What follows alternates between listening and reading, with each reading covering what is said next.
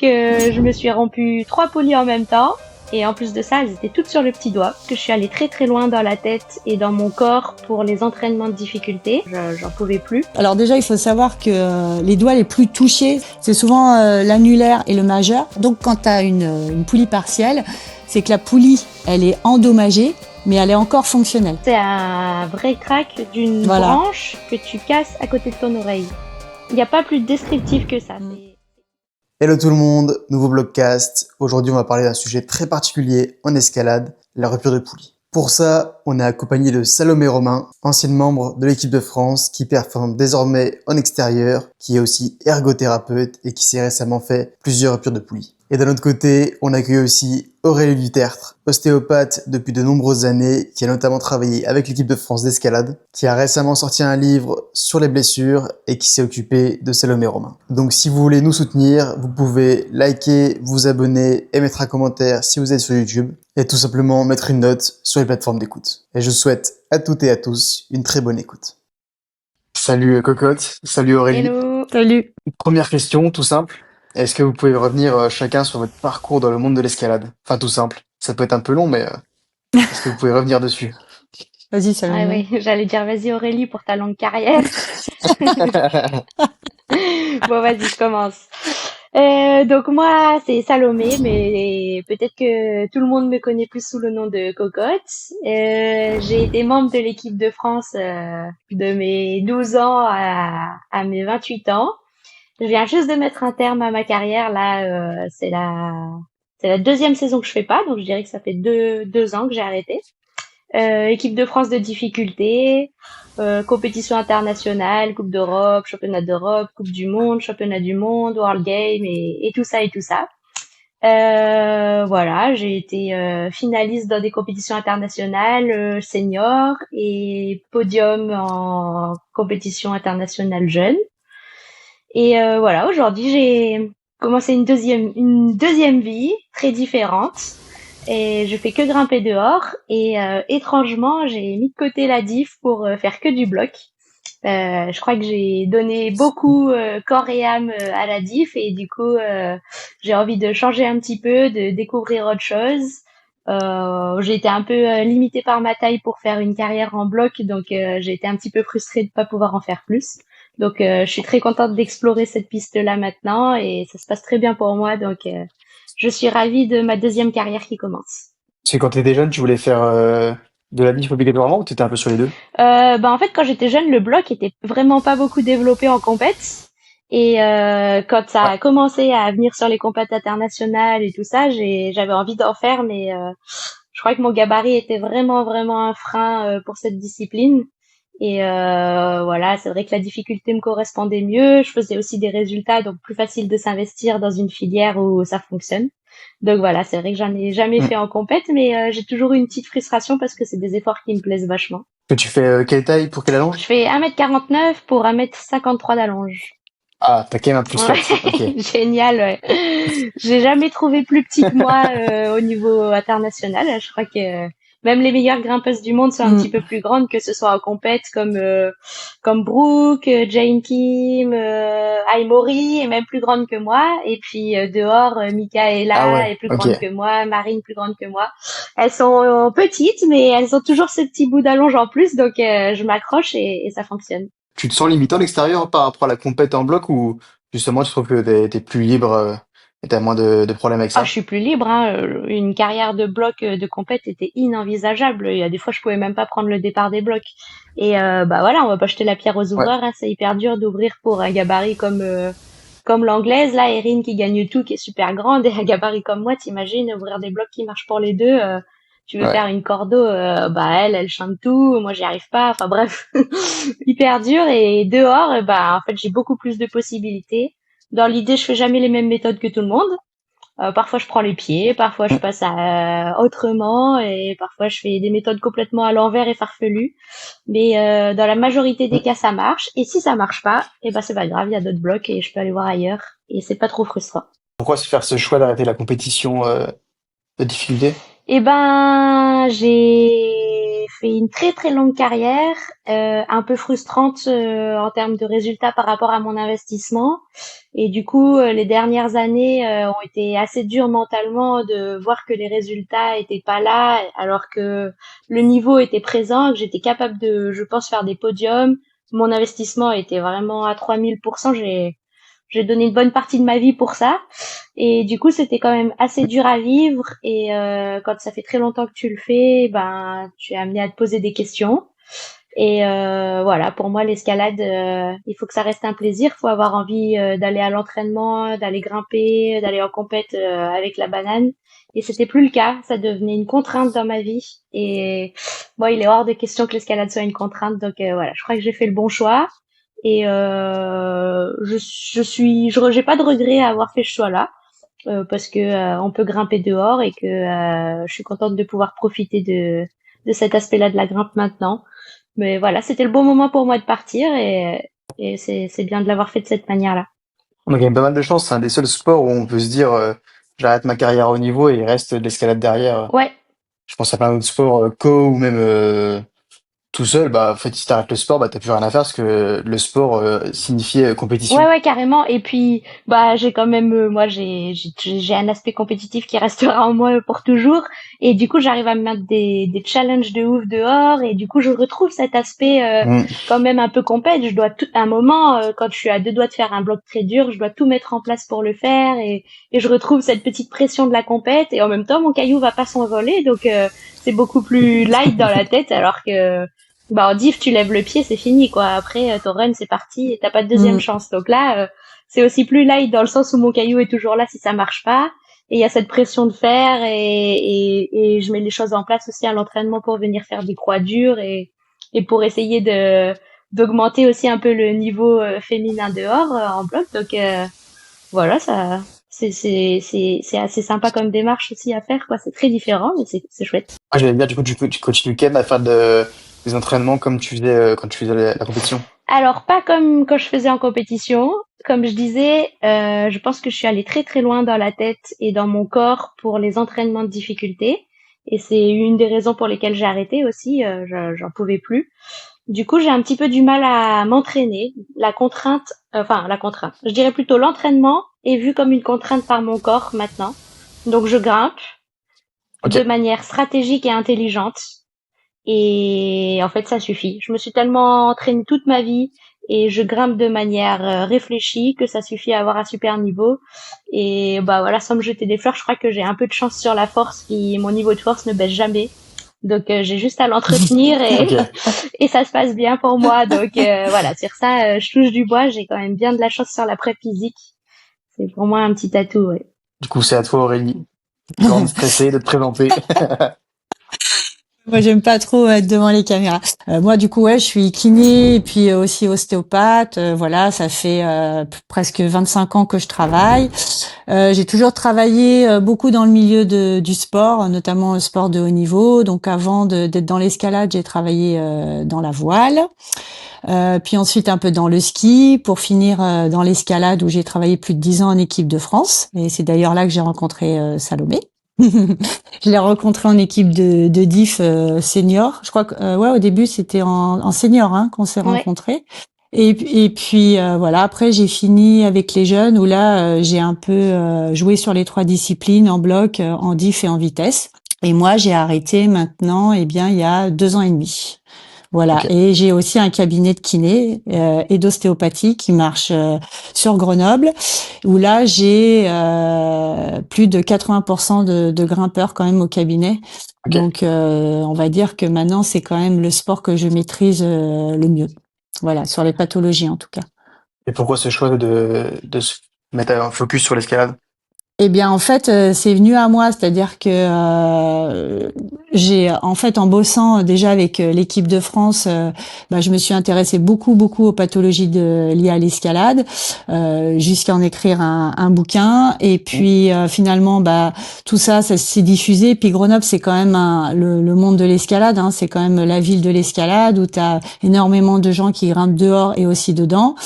Et du coup, beaucoup de bouche à oreille où les gens savaient que voilà, il y avait une thérapeute qui connaissait un peu ces pathologies-là.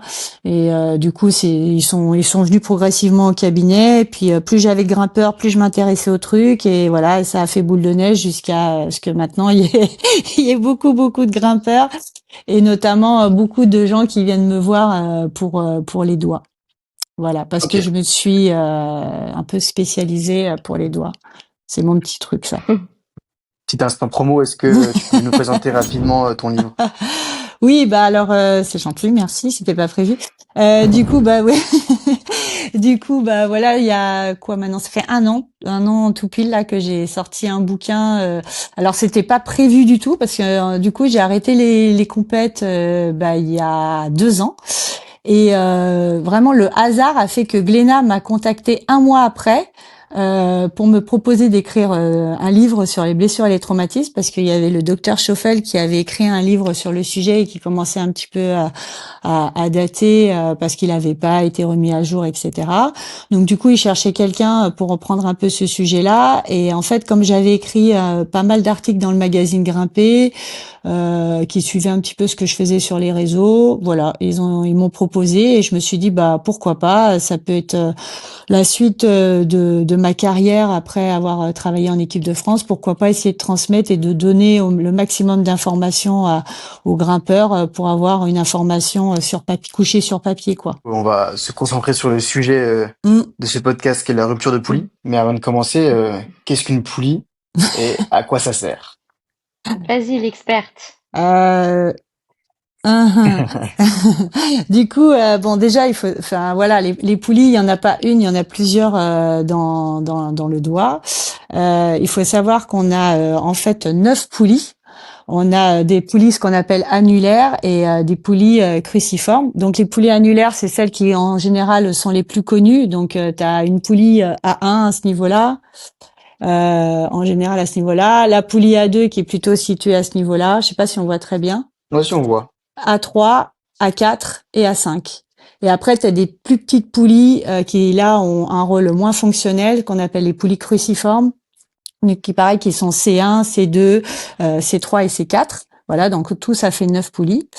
Et du coup, c'est quoi une poulie? Une poulie, c'est une petite structure, en fait, fibreuse, qui est inextensible, qui est un petit peu comme un petit pont et qui vient plaquer les tendons des fléchisseurs des doigts. Donc les fléchisseurs, c'est ce qui permet de fermer la main.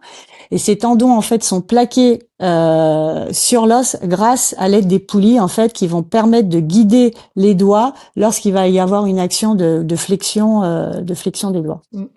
Ok. Voilà. Et du coup, c'est possible de se faire une rupture de poulie dans la paume? A1, tu veux dire? Ouais. Alors A1, ouais. Ça va pas se rompre, mais il y a souvent des doigts à ressaut à ce niveau-là.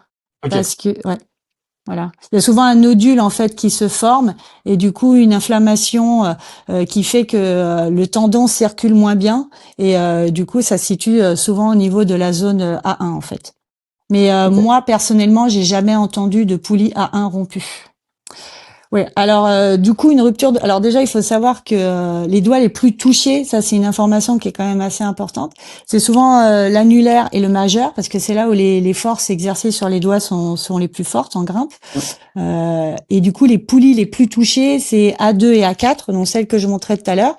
Donc ici A2, tu vois, et là A4.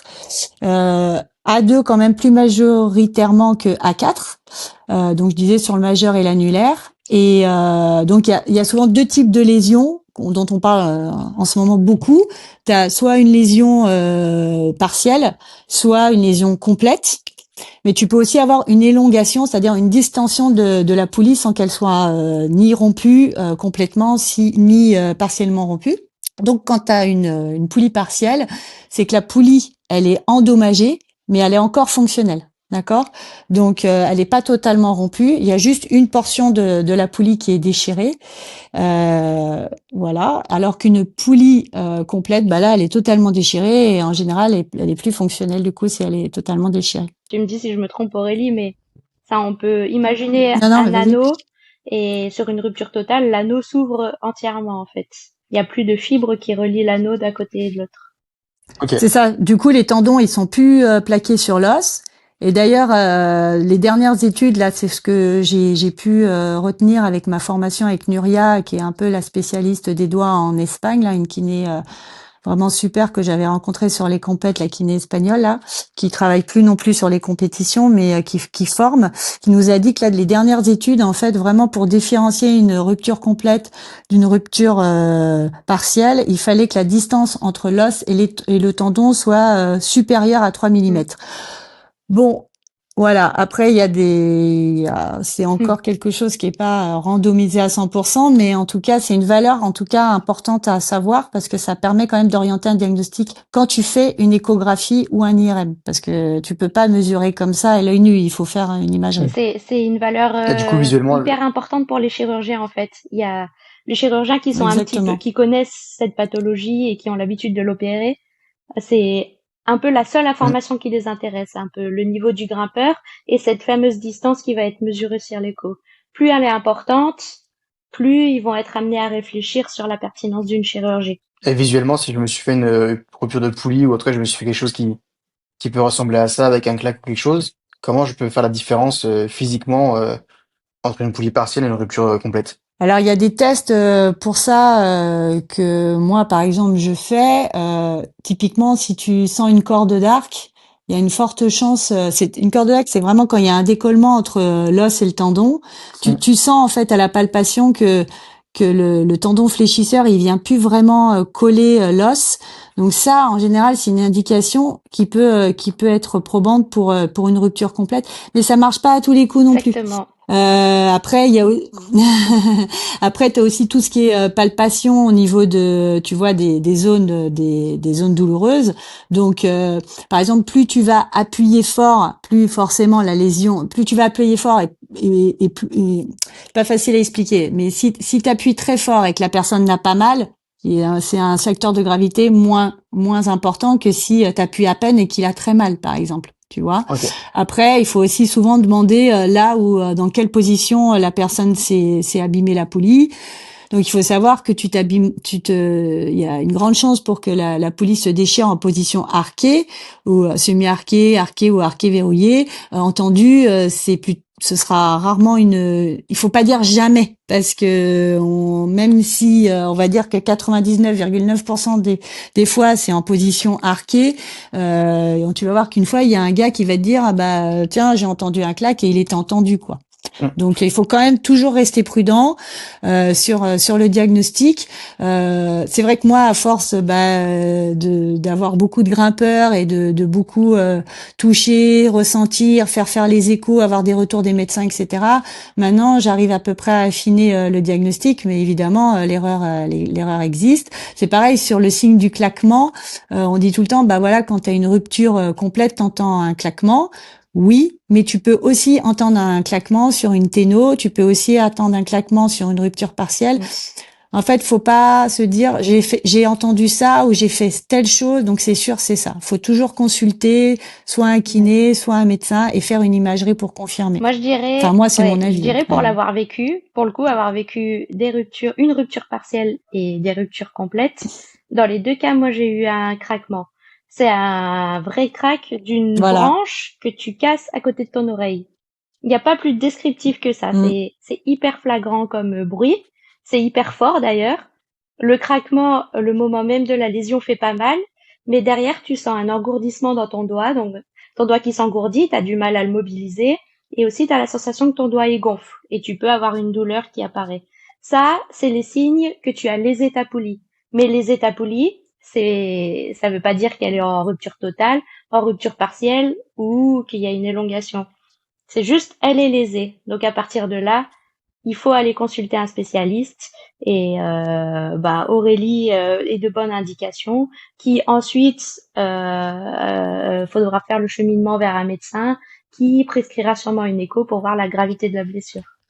Mais il n'y a pas un signe qui va te dire tiens je me suis fait une rupture totale ou tiens je me suis fait une rupture partielle. Il y a un signe qui va te dire ta poulie est lésée. Maintenant il faut te prendre en charge quoi. Et parfois une écho ne suffit pas aussi. Tu peux avoir une symptomatologie qui correspond pas à l'imagerie. Et du coup, il faut aller plus loin dans l'imagerie. Donc, la première image, c'est l'échographie. C'est la première chose à faire. Et après, c'est un IRM. Ok. Tu vois, si une personne, par exemple, se plaint et tu vois rien à l'écho, mais a vraiment une vive douleur là-bas, comme j'ai eu il y a pas longtemps, bah, du coup, j'en ai parlé avec un médecin spécialiste ici sur Grenoble qui m'a dit, bah là, on va aller faire une imagerie supplémentaire, on va faire un IRM. Bon, c'est assez rare, hein, des cas comme ça, mais c'est bien de le savoir aussi, quoi. Ah, moi, je me suis fait 2 poulies rupture partielle, du coup. Ouais. Et j'ai eu le claquement dans Ouais, l'oreille, Ouais, tu typique. vois, c'est vraiment pour fort. Mais ça, ouais. en plus, c'est vraiment significatif parce que je grimpais à l'autre bout de la salle et les gens de l'accueil ont entendu Ouais, le bruit. Vraiment, à quel point c'est hyper fort, Ouais. ouais. ça Ouais, fait du Mm. bruit. Ouais. Et du coup, elle était pas complète du tout. Les deux étaient partielles et avec les échographies, on a pu voir qu'il fallait mettre une bague, etc. pour voir soigner tout Ouais. ça. Bonne transition pour la suite. C'est ça. À toi, Salomé, de présenter ta propre blessure. À moi de présenter ma blessure. Eh ben, moi, j'ai fait une première. C'est-à-dire que je me suis rompu 3 poulies en même temps. Et en plus de ça, elles étaient toutes sur le petit doigt. Donc autant dire que peut-être que quand quelqu'un va regarder cette vidéo, va dire ah mais moi je l'ai déjà fait. Mais en tout cas, ni Aurélie, ni le personnel de soins qui s'est occupé de moi, ni les chirurgiens, personne n'a jamais vu ça. Du coup, c'était quand même bien atypique. Et bah voilà, je me suis fait ça à l'entraînement au street là sur la salle où je m'entraîne à Grenoble, sur une préhension en semi-arqué, pas traumatisante, mais par contre il y a quelque chose qui était traumatisant et qui est très important, c'est que j'avais les doigts en rotation. Mes doigts ils étaient vraiment tordus Ouais. parce que j'arrivais de la gauche en croisée, donc je croisais vraiment très très loin pour décroiser vers la droite. Donc mon corps était presque allongé sur le panneau pour décroiser vers la droite. Ah, donc toi, t'arrives. Ok. Ouais, et du coup, comme j'étais en croisée, bah, mes doigts, ils étaient tout tordus sur la prise. Un peu comme ça. Je sais pas si on voit là. Ah, ce qui fait que c'est le petit doigt qui a le Ouais, plus de force dessus, exactement. Le petit quasiment. doigt, il était vraiment tordu et il avait beaucoup de force puisque c'était celui qui tirait le plus pour aller vers la droite. Hmm. Donc voilà, j'ai tiré sur la prise et il y a tout qui a pété. Alors moi, j'ai entendu 2 cracks. Au final, j'en ai pété 3. Elles étaient toutes les 3. J'en Ça, ai pété c'est une un en rupture 3. totale et 2 en...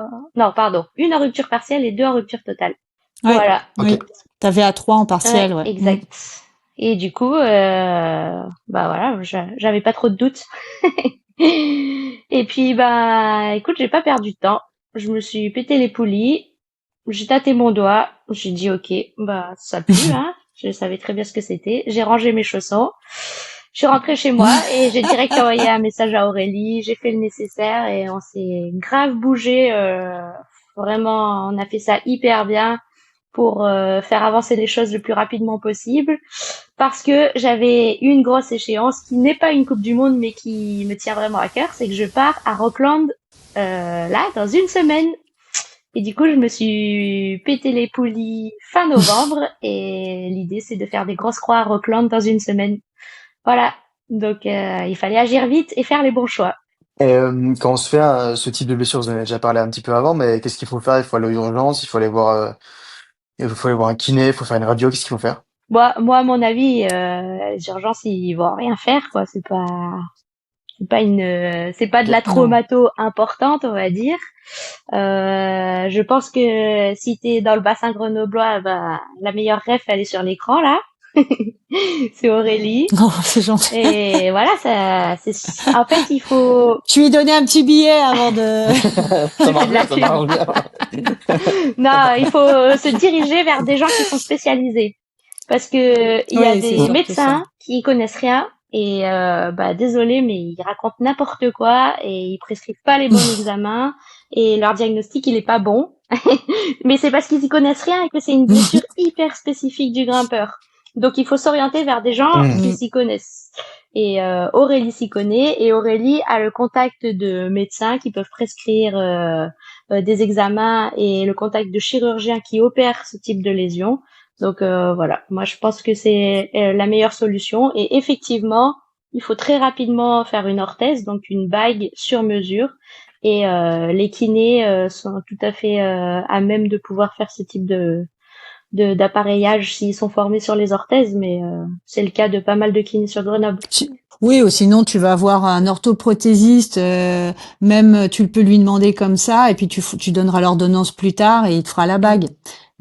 Ça, les gens le savent pas, mais des fois tu peux payer aussi un peu comme ça en avance pour te dépanner. Il te fait ta bague et tu déposeras l'ordonnance après. En fait, faut pas hésiter. Ce qui compte en fait, c'est d'être rapide en fait dans les actions. C'est ça qui fait que tu vas vite récupérer. Je pense, Aurélie, C'est souvent les gens ils perdent du temps. Tu peux expliquer l'intérêt de rapidement faire une bague de poulie. Je pense que c'est intéressant. En fait, plus tu vas laisser du temps entre ta lésion et la bague, plus tu vas avoir les moignons de la poulie qui risquent de se rétracter ou alors même de s'incarcérer, c'est-à-dire de passer sous les tendons fléchisseurs. Donc là, autant te dire qu'il y a peu de chances que les deux morceaux en fait se recollent. Après, ça va dépendre aussi comment la poulie a été rompue. C'est un petit peu comme un croisé en fait. Des fois, on dit que le croisé, il va se mettre en nourrice sur l'autre croisé, donc ça va pouvoir permettre d'éviter une chirurgie. Bah là, c'est à peu près le même principe, c'est-à-dire que les deux morceaux de poulie, si tu vois, ils ont été déchirés mais qui restent bien en phase, plus vite tu vas mettre une bague et plus vite ils vont avoir une chance de cicatriser. Sachant que il faut bien penser, et aussi il faut bien penser que le tissu d'une poulie est non élastique. La majorité des gens pensent que c'est quelque chose que tu viens tirer et mettre bout à bout, mais une poulie n'est non élastique. C'est inextensible. C'est pas du tout élastique comme tissu. Donc tu fais pas ce que tu veux de ce tissu. Ok, je pensais que c'était élastique en effet. Donc voilà, plus vite t'as la bague, plus vite ça cicatrise, ça évite le décollement du tendon par rapport à l'os. Et après sur les délais, on sait que sur une poulie partielle, alors si on regarde par exemple le tableau de recommandation du docteur Schoffel, c'est le premier qui avait fait ces tableaux-là. Au départ, il disait qu'il fallait environ 6 semaines pour une poulie partielle et 8 semaines pour une poulie complète. Bon, maintenant avec l'évolution et puis le bouquin étant il y a eu quand même des recherches qui ont été faites depuis, même lui d'ailleurs a fait des nouvelles publications là-dessus. On va dire que c'est entre 4 et 6 semaines pour une poulie partielle, où là tu portes une bague, il n'y a pas de chirurgie sur une poulie partielle, qu'on soit bien d'accord. Et après sur une poulie complète, on va dire que c'est entre 6 et 8 semaines. Et sur une poulie complète, soit tu te fais opérer, soit tu te fais pas opérer. Voilà. Tu peux ne pas te faire opérer aussi sur une poulie complète. Ça, les gens, c'est des choses aussi, ils savent pas toujours. Ils se disent, ah, c'est complet, je vais me faire opérer. C'est à l'appréciation. D'ailleurs, Salomé, toi, c'est ce qu'on t'a proposé au départ. C'est à l'appréciation du chirurgien, en accord avec le patient, le grimpeur, par rapport à ses projets, par rapport à son niveau de grimpe. Surtout son niveau. En fait, à Grenoble, c'est quand même très lié au niveau. C'est-à-dire que malheureusement, c'est élitiste. Si tu veux te faire opérer, moi j'ai été plusieurs fois voir des consultations, même avec des amis à moi qui sont guides ou moniteurs d'escalade. Il faut un minimum de grimper dans le 8e degré. Pour vous dire, j'allais vous demander si tout le monde se opérer ou pas. Moi, pour vous raconter un peu l'anecdote, le professeur Moutet, c'est un grand ponte à Grenoble de la chirurgie de la main et qui a beaucoup travaillé et aidé à développer sur les protocoles de la prise en charge de la rupture de poulie chez le grimpeur de haut niveau, précisément dans ces termes-là. Et chacun se fera son avis, mais moi, quand je me suis fait une rupture partielle il y a quelques années, j'ai eu un rendez-vous avec lui hyper rapide parce que, évidemment, je l'intéressais. Mon cas l'intéressait. Je suis rentrée dans le bureau, j'avais mon examen, etc. Il m'a dit, bonjour, quel est votre niveau en escalade? Je rigole pas. J'étais même pas assise sur une chaise. Je suis arrivée, il m'a dit, bonjour, quel est votre niveau en escalade? C'était tout ce qui l'intéressait. Il a même pas regardé mon examen. Même pas. Il m'a demandé mon niveau, je lui ai dit mon niveau, il m'a dit, quelle a été la mesure sur l'écho entre le tendon et l'os? Et il avait les deux notions qui l'intéressaient pour savoir s'il m'opérait. Alors, c'était il y a quelques années et les choses sont amenées à évoluer et tous les chirurgiens ne fonctionnent pas de la même manière. Bon, en tout cas, ça donne quand même un ordre d'idée des critères sur lesquels les chirurgiens se basent pour faire une proposition de chirurgie ou non. Après, ça s'est pas passé de la même manière pour mon petit doigt. Les deux fois où je suis allé, c'est la même chose. Ok. Oui, moi aussi, les fois où j'ai été avec des patients, c'est la même chose.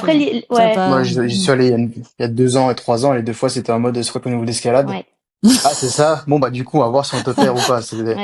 C'était Ouais. pas ah bah tu fais du setup, bon bah ça marche pas, on Ouais. t'opère pas. C'est vraiment Et genre faut être fort, sinon bah tu te fais pas pour opérer. les gens qui vont regarder la vidéo, je crois qu'il faut pas se dire ah bah parce que je fais pas du 8e degré, bah personne s'intéresse à moi et du coup on va pas m'opérer. Ah C'est pas le oui, non, raisonnement des pas du chirurgiens. tout. C'est juste la pertinence d'une chirurgie pour des personnes qui sont dans tel niveau.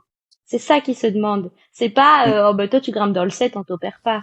C'est pas ça. C'est pas cette manière-là dont ils réfléchissent. Et ça peut être perçu comme Puis surtout, ça, il faut donc se dire que, surtout, il faut se dire que même si t'es pas opéré, tu peux tout à fait retrouver ton niveau ouais. d'avant, hein. C'est pas l'opération qui va forcément te faire garder ton niveau de départ. Si tu grimpais dans le 8 et que pas dans le 8 justement, mais dans le 7 et que tu te fais pas opérer, eh bien mais que tu fais une bonne rééducation, que les délais sont respectés, etc.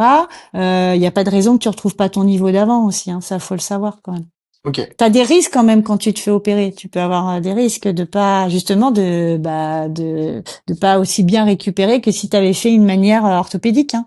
Donc sur les délais du coup d'une poulie partielle et d'une poulie complète, les délais sont pas les mêmes. Donc le protocole, on va dire standard, c'est un minimum de garder la bague entre 4 et 6 semaines, donc de se faire une bague thermoformée. Mm. Voilà, et puis de pouvoir quand même quand tu as ta bague pouvoir l'enlever et faire des mobilisations passives et un peu de mobilisation active en serrage un peu d'objets comme ça entre 3 et 4 fois dans la journée. Ok. Mais voilà, jamais vraiment d'actif euh, enfin voilà, en actif mais en serrage quoi, en isométrique, tu vois, pas de travail de fermeture actif. Et voilà, du coup pour ensuite se diriger vers un kiné pour faire de la remise en charge ou des exercices plus ciblés de Mm. renforcement. Et sinon, quand tu as une rupture complète, bah là c'est juste en fait le délai qui est plus long de la bague. Ce que je disais tout à l'heure, entre 6 et 8 semaines, mais le principe est à peu près le même. Après, pour les modalités en tant que kiné, je laisse l'appréciation à chaque kiné de faire son travail. Voilà. L'idée, c'est quand même de mettre au repos, de garder les délais de repos qui sont indispensables, quoi, à la cicatrisation de la poulie. Prochaine question elle pour toi, c'est comment se passe l'opération pour refaire une rupture de poulie? Et ben, du coup, ça a été un peu particulier pour le choix de la chirurgie. Euh, Au début, j'étais pas partante du tout pour me faire opérer. Et puis, Ok. il s'avère que le chirurgien était pas forcément partant non plus. Du coup, ça m'arrangeait bien. Là, il m'a fait la proposition de ne pas m'opérer et j'étais plutôt d'accord avec lui. Et du coup, je me suis plutôt projetée dans cette idée-là avec en fait le fait que j'y croyais que ça allait marcher, que j'allais cicatriser et que ça allait le faire pour Rockland. Et ça, c'était le vendredi. Et en fait, le samedi soir, il me rappelle sur mon téléphone perso, genre à 21h. Et il m'appelle et il me dit, en fait, j'en ai discuté avec mes collègues, j'y ai bien réfléchi, je crois qu'il faut qu'on opère. Du coup, bah, enfin, changement de situation, revirement de situation complet dans ma tête. Et il m'a dit, bah, en gros, je te laisse la nuit pour réfléchir. Demain, tu me donnes une réponse et lundi, je te réserve un bloc si tu pars sur la chirurgie. Et du coup, en fait, je Ah trouve ouais, que ça a c'est quand été, même très très rapide, c'est cool. ouais, Ah ça a ouais. été en même temps hyper difficile parce que je m'étais projetée sur le fait de pas me faire opérer. Et finalement, d'un seul Mm. coup, il faut que je me projette sur le fait de me faire opérer. Et moi, j'avais les mauvais délais en tête, c'est-à-dire que je me suis dit que ça allait être très long et que ça allait jamais le faire pour Rockland. Ça allait le faire pour grimper, mais j'aurais jamais le niveau d'aller dans les blocs que je veux faire, etc. Et du Mm. coup, bah, j'étais assez sceptique. Et en fait, il m'a dit, mais on va faire la technique de la suture directe et non pas l'utilisation d'un greffon. Et en fait, ça va aller très vite. Ça va mettre le même temps que que de se faire une rupture partielle presque. En fait, il m'a vendu le truc. Bah voilà, il m'a vendu le truc hyper bien et du coup, bah je lui ai fait confiance. Je me suis dit, sa première intention c'était pas de m'opérer, Alors que les chirurgiens, tu te dis, ils aiment bien le bistouri, donc ils ont envie d'opérer. Et puis le week-end à 21h, il me rappelle sur mon téléphone perso, sûrement sur son propre week-end de repos à lui, pour me dire j'y ai bien réfléchi en changement de situation. Donc je me dis, allez, je pense que je peux faire confiance. S'il me propose ça, c'est que il estime vraiment que c'est le moyen de récupérer le plus rapidement avec un doigt solide, quoi. Et voilà, donc Ouais. j'ai dit oui, et effectivement le lundi après-midi, j'étais au bloc. Et là, ça a été la grande surprise parce qu'en fait, il s'avère que sur l'écho, ça apparaissait clairement une rupture partielle, une rupture totale, et pour l'autre poulie, probablement une rupture partielle. Et en fait, ils ont ouvert, ils ont suturé la première poulie qui était en rupture totale. Et là, ils ont dit, bah, on va ouvrir un petit peu plus le doigt pour aller voir la partielle du dessus. Et quand ils sont allés voir la partielle, il s'avère qu'elle était en totale. Du coup, ils ont découvert une rupture totale en pleine chirurgie, quoi. Donc, ils ont suturé aussi la Ok. deuxième rupture totale. Voilà, ils étaient deux Ok. chirurgiens. Le chirurgien que j'ai rencontré, plus un collègue à lui qui avait déjà fait des sutures directes. Et il lui a demandé de participer sur la chirurgie parce que lui, il était moins à l'aise avec ce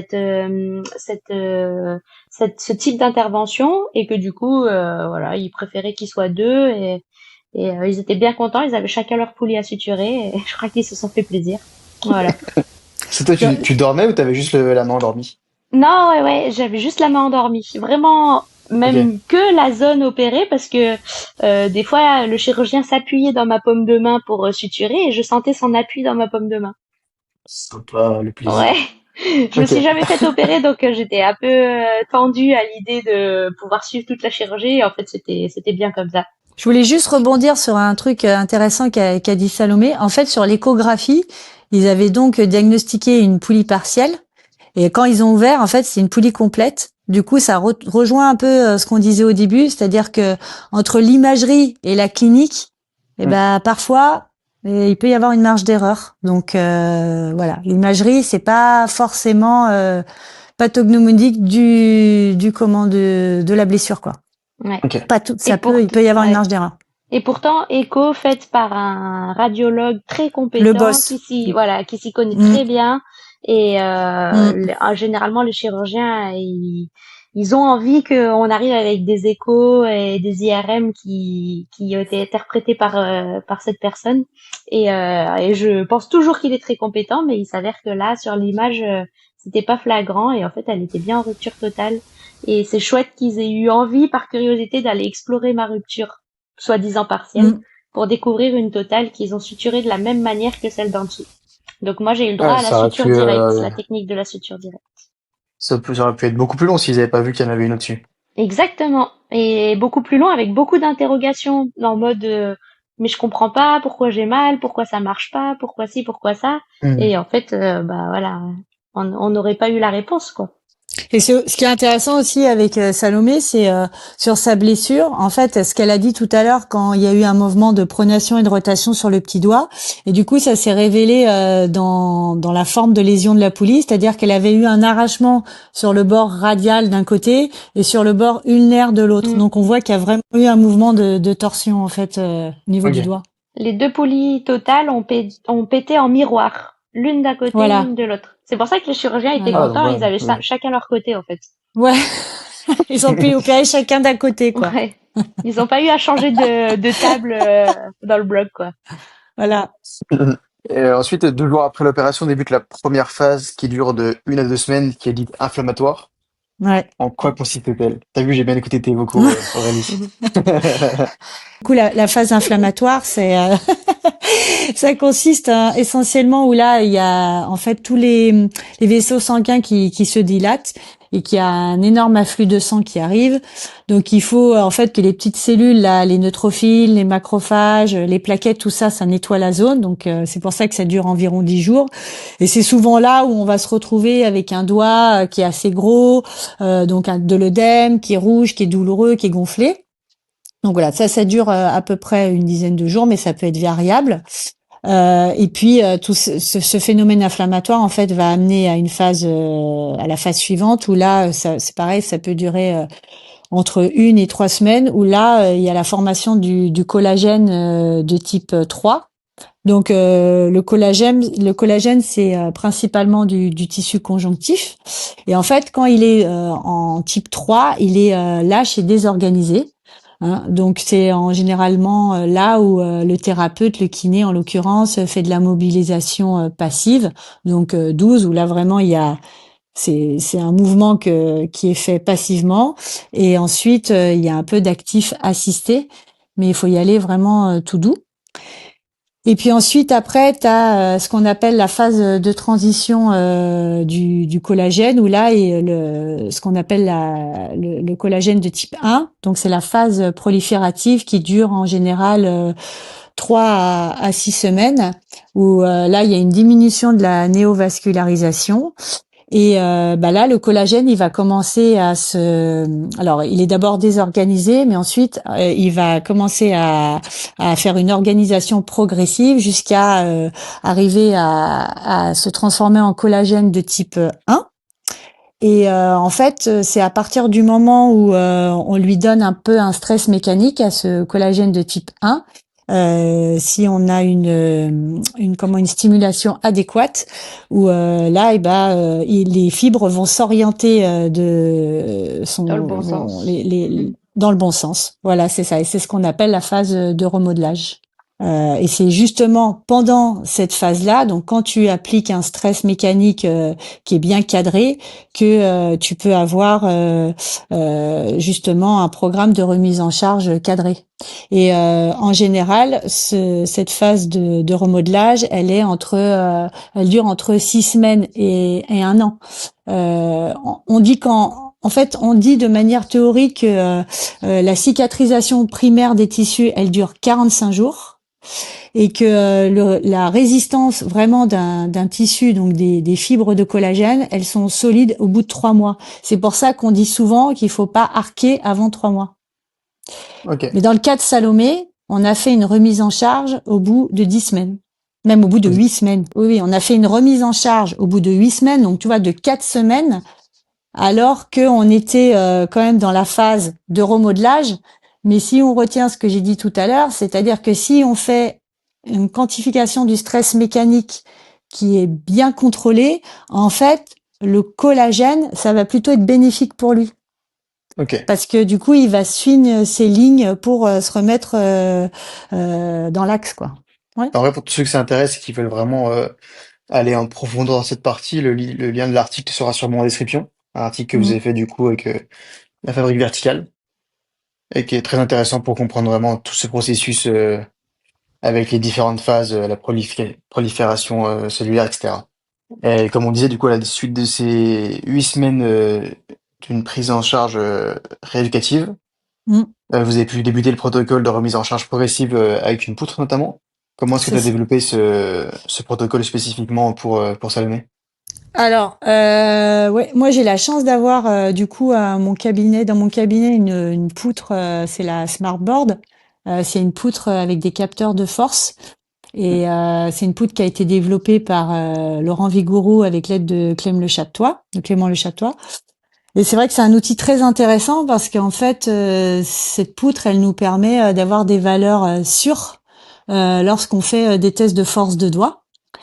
Et le gros plus aussi avec Salomé, c'est que on connaissait la force de ses doigts avant blessure, parce qu'on les avait mesurés à voie rond quand on fait nos tests de prévention des blessures, on mesure la force des fléchisseurs. Donc je savais ce qu'elle était capable à plus ou moins 30 newtons, capable de tirer.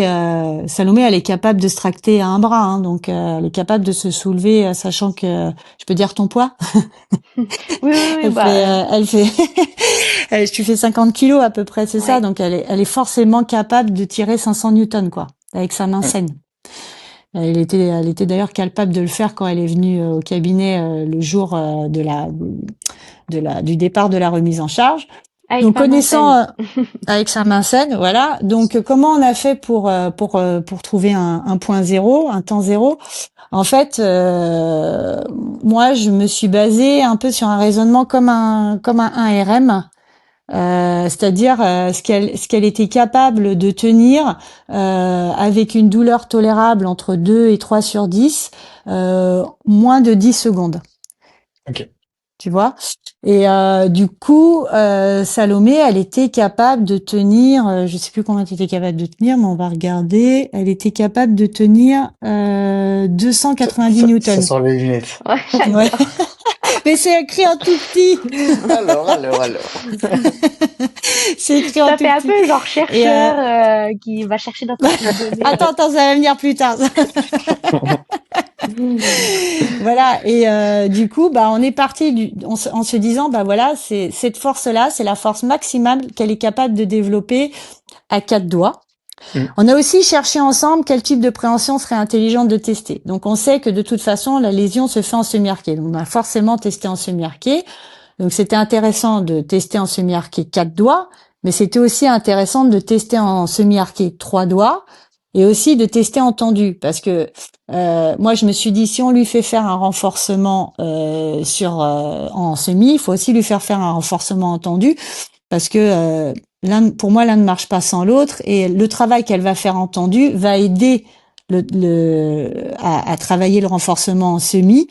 C'est moins traumatisant en plus pour la poulie, et tout le gain qu'elle va gagner en tendu va servir pour le semi-arqué, là où ça sursollicite sa poulie. Donc après, on est parti sur 60% de cette force maximale qu'on avait trouvée au début du test. Et pareil, on a réfléchi ensemble sur un nombre de répétitions. Alors moi, je raisonne toujours à peu près comme ça, c'est qu'en général, je fais tester sur une répétition dans différentes préhensions. Et pour Salomé, parce que bon voilà, je sais qu'elle est capable tout à fait de gérer sa douleur, de gérer l'aspect de son doigt. Et puis en plus, on avait en backup Alexandra Perret, qui est quand même une kiné sur Voiron, qui maîtrise tout l'aspect, qui avait fait toute la partie de la rééducation avant, de la mobilisation passive, active, etc. Et en fait, c'est quelqu'un que je connais, avec qui je travaille aussi, avec qui j'ai déjà travaillé, et du coup elle pouvait me dire bah voilà, le protocole fonctionne, le doigt de Salomé n'a pas gonflé après la remise en charge, par exemple. Quand Salomé faisait, alors tu l'as vu qu'une fois, non, à la première semaine, je crois. Oui, Je en sais fait, plus moi, j'ai trop. fait la partie rééducation. J'ai préparé le doigt avec Alexandra Perret à Voiron. Et ensuite, je suis allée voir Aurélie pour la remise en charge. Et les 3 premières semaines de remise en charge, j'ai continué de voir Alexandra une fois par semaine pour l'aspect trophique du doigt. Donc, pour vérifier que mon doigt, Mm. il avait une réponse positive à la remise en charge. Ok. Voilà, donc ce qui est bien aussi, c'est que Salomé, elle avait des outils pour pouvoir mesurer précisément ses valeurs et voir sa progressivité. Donc, on a fait un cycle sur 3 semaines. Donc ça, c'est pareil, ça sort pas du chapeau. En fait, moi, comme je travaille, je suis beaucoup en lien avec Laurent Vigouroux et je m'intéresse énormément à ses travaux. Et ça, depuis plus de 4-5 ans. Dès que la Smartboard est sortie, tout de suite, c'est quelque chose qui m'a beaucoup intéressé. Et du coup, il en parle dans ses différents livres et aussi dans ses quand il fait des publications. Voilà, on peut commencer à travailler à 60% de la force max, et c'est des cycles qui se font entre 3 et 4 semaines, où là, on sait scientifiquement que au bout de 3 à 4 semaines, tu vas gagner tant de pourcentage en force, tant de pourcentage en endurance, tant de pourcentage en résistance. Ça a été prouvé scientifiquement. Donc, si tu te bases à partir de ce moment-là, tu sais que si à Salomé, tu lui donnes un cycle sur 3 semaines et qu'elle va augmenter au fur et à mesure son intensité, son nombre de répétitions. Donc, le nombre de répétitions, c'est le volume. C'est le volume qu'elle va mettre. Voilà, si elle fait 6 répétitions de série, ça c'est un volume. Et après, l'intensité, c'est la force qu'elle va faire et qu'elle va exercer sur ses doigts. Donc, ça va débuter à 60%, puis on va augmenter progressivement à 70, à 80. Tu vas pas augmenter l'intensité et le volume en même temps, sinon tu vas avoir un doigt en saucisse. Et là, c'est clair que ça va pas marcher. Et du coup, Salomé, en plus, elle est ergothérapeute, elle maîtrise très bien, voilà, l'aspect trophique d'une cicatrice. Elle sait ce que c'est qu'un doigt inflammatoire. Donc tout ça, c'était très rassurant. Bon, le seul point où lequel j'avais un petit peu la trouille, c'est quand même qu'elle est compétitrice et qu'elle voulait aussi avoir une date un peu butoir, en se disant bah voilà, moi j'aimerais bien aller grimper à tel moment, et du coup c'est un petit peu il faut être Le vigilant sujet sur ne sur pas lequel on vouloir aller s'est trop vite. engueulé. Voilà. Voilà. Chut. Aurélie était pas tout à fait d'accord et je lui ai dit, t'as pas le choix. Voilà. Comment Voilà. ça s'est Elle m'a fini? mis un petit coup de pression. Oui, c'est ça. Ouais. Mais c'est bien aussi parce que j'aime bien les petits défis. Et, je pourrais être tout à fait honnête, le soir où je lui ai donné le protocole, j'ai pas dormi de la nuit. Parce qu'on était quand même, voilà, à 8 semaines d'une opération où le chirurgien, je lui ai dit que voilà ce que j'allais faire. Et il a écrit qu'il n'était pas contre des protocoles accélérés. Il a été très diplomate, mais il a dit qu'il fallait que ce soit bien encadré. Mais on a senti qu'il était ouvert aussi au développement et à des procédés un peu accélérés. Enfin, j'ai pas Ouais. senti qu'il avait mis un veto en disant ah non, comme certains peuvent avoir, parce que pour le coup là j'ai eu un grimpeur sur Bordeaux où bah c'était pas avant 3 mois, quoi. C'était strict et pourtant c'était une greffe. Ok. Généralement, les directives des chirurgiens sont assez strictes en post-chirurgie et lui, Mm. il a été hyper ouvert à nous faire confiance sur la manière dont on voulait faire Ah ouais, la remise en charge. génial, Il est resté génial. hyper à l'écoute, hyper disponible et en même temps, il gardait un œil sur ce qu'on faisait quand même, quoi. C'est le chirurgien Florent Vep Ouais, et à Lyon. Ruyer. Voilà, je sais plus le prénom du docteur Ruyer, Alors, mais ouais, le chirurgien qui en tout m'a cas, suivi, c'est le docteur Webb, Florent Webb, à la clinique de la Sauvegarde à Lyon, et il a pratiqué la chirurgie avec le docteur Justin Ruyer. Olivier. oui. Alors du coup, après Salomé, bah, elle a voulu regrimper forcément parce Mhm. qu'elle commençait à sentir de la force dans ses doigts. Donc, Oui, puis que et ça faisait bah du longtemps que j'avais coup, pas grimpé, surtout, tout simplement. donc Salomé a 10 semaines, donc elle nous a dit, bah voilà, moi j'ai envie de refaire de l'escalade. Donc bon, là on avait retesté une force de doigt qui était très correcte, hein, qui était à plus de 366 newtons. Voilà, donc là, bon, quand tu sais qu'une personne elle est capable de tirer ça et vu les connaissances que Salomé a sur sa gestuelle, sa technicité, la coordination, voilà, enfin, elle maîtrise quand même très bien ce sport. Tu peux faire une corrélation entre son niveau d'escalade avant blessure et son ratio aussi entre la force de ses doigts et son poids. Donc bon, moi j'ai corrélé ces deux valeurs-là, plus l'intensité qu'elle était capable de développer au bout de 3 semaines.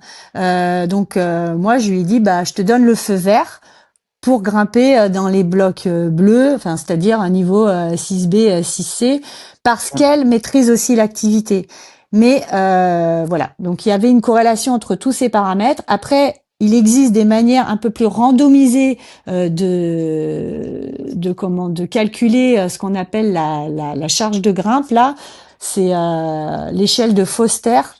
Je sais pas si voilà, enfin c'est en fait en gros c'est une échelle qui te permet de donner une note sur comment t'as coté ta séance, en fait, la charge de la séance. Si c'est par exemple une séance modérée ou une séance intense, tu mets un chiffre et tu multiplies par le temps de la séance, ok.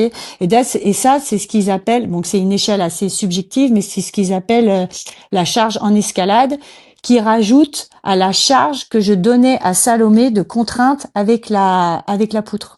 Tu vois? Mais moi, j'ai pas voulu partir là-dessus parce que connaissant Salomé, déjà, elle avait pas le temps de compter le nombre de mouvements qu'elle allait faire dans une séance, le temps côté sa séance. On est parti vraiment plus sur une corrélation entre l'intensité de la force qu'elle développait, son ratio force de doigt sur son poids et bah, le niveau qu'elle avait avant, plus toute la batterie d'outils qu'elle a en fait de grimpeuse de haut niveau pour pouvoir gérer tout ça, quoi. Et ça a très très bien fonctionné. Du coup, on a eu le retour d'Aurélie sur ta reprise de l'escalade. Toi, tu l'as senti comment ton retour sur le mur, Salomé? C'est le bon moment pour avouer à Aurélie que je suis allée plus vite que ce qu'elle croit. Parce que elle m'imposait des couleurs, à telle séance, tu vas dans telle couleur, etc. Et Aurélie, je t'avoue que je suis allée plus vite. C'est-à-dire que j'avais un coup d'avance sur toi. Je l'ai pas dit parce qu'elle allait Je m'en perdre tous doutais ses un peu, cheveux. mais Déjà, bon. elle a rasé la moitié de ses cheveux, elle allait perdre l'autre côté sinon. C'est-à-dire que je devais faire une couleur, je devais faire à peu près 2 séances dans la même couleur en restant dans le bleu, puis après en essayant d'aller titiller le rouge et ainsi de suite. Et en fait, à chaque séance, j'ai changé de couleur.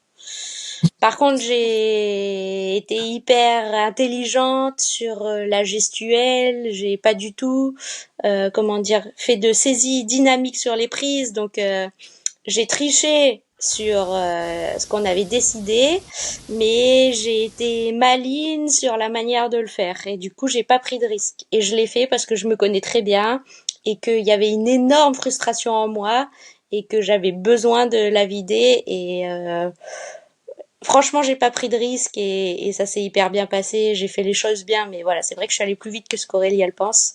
Et j'ai un peu triché sur les vidéos aussi. Je les mettais en Ouais. ligne. Ah voilà, Je les mettais c'est en pour se ligne demander. que quand il fallait. Je savais que là j'avais le droit d'aller dans le rouge, donc je mettais en ligne le rouge, mais je l'avais déjà fait il y a au moins 2 semaines. Ah, la Voilà. coquine. Ouais, c'est comme ça. Il faut se faire confiance et je connais tellement bien mon corps que j'ai eu aucun doute sur ce que je faisais et j'ai pas eu d'alerte. J'en ai eu plus tard des alertes quand j'ai vraiment recommencé ce qu'on pourrait dire de l'entraînement, quoi, clairement. Et j'ai fait tout ce qu'il fallait dès qu'il y a eu les alertes, donc j'aurais aussi su le faire si ça avait été le cas pendant la reprise. Et du coup, comment tu te sens aujourd'hui, un peu plus de 6 mois après ta blessure et après les différentes phases de rééducation? Eh ben, c'est là que tu te dis que le corps humain a un incroyable pouvoir. C'est que je pense que je suis plus forte que avant ma rupture de poulie. J'ai quand même repris vraiment à m'entraîner comme il faut, hein. J'ai repris un rythme de grimpe important et mon niveau est plus élevé. Ma tenue de prise est étonnamment incroyable. J'ai énormément progressé. J'ai aucune douleur au petit doigt. Allez, j'ai une petite alerte, je sais pas moi, une fois toutes les 6 semaines. Tiens, j'ai une séance. J'ai le petit doigt qui me titille un peu. Je lève le pied juste une journée. Je fais un petit soin de glace ou d'argile s'il faut. Et puis ça repart. C'est juste une alerte en mode, oublie pas que je suis là. Oublie pas que tu t'es fait opérer il y a pas longtemps. Mais vraiment, rien d'important. Et bah, je suis hyper contente d'avoir fait tous ces choix stratégiques. Je suis hyper contente de m'être entourée des bonnes personnes et je sens bien que c'est ce qui a joué dans la balance pour faire une reprise aussi rapide et avec un tel niveau. Et je crois que c'est une information importante à donner et que les gens, il faut qu'ils aient en tête.